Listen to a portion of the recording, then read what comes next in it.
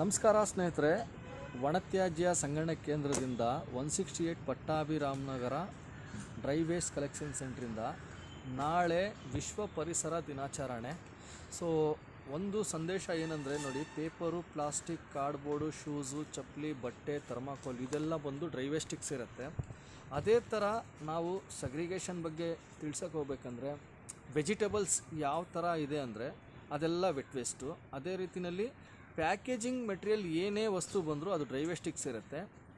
So ಈ waste ಆಮೇಲೆ ನಮ್ಮ ಒಂದು ಒಣತ್ಯಾಜ್ಯ ಸಂಗ್ರಹಣೆ ಕೇಂದ್ರಕ್ಕೆ ಈ ಒಂದು ತೆಂಗಿನ ಚಿಪ್ಪು ಬಗ್ಗೆ ಮಾಹಿತಿ ನೀಡೋಕ್ಕೆ ಇಷ್ಟಪಡ್ತೀವಿ. ಇದು ಕಂಪೋಸ್ಟ್ ಕೂಡ ಆಗುತ್ತೆ.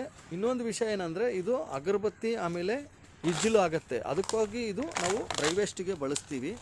ಸೊ ಆದಷ್ಟು 3 ಥರ ಕಸವನ್ನು ಸಗ್ರಿಗೇಷನ್ ಮಾಡಬೇಕು, ಡ್ರೈ ವೇಸ್ಟ್ ಕಲೆಕ್ಷನ್ ಸೆಂಟ್ರಿಗೆ ತಲುಪಿಸ್ಬೇಕು ಅಂತ ವಿನಂತಿಯಿಂದ ಕೇಳ್ಕೊಳ್ತೀವಿ.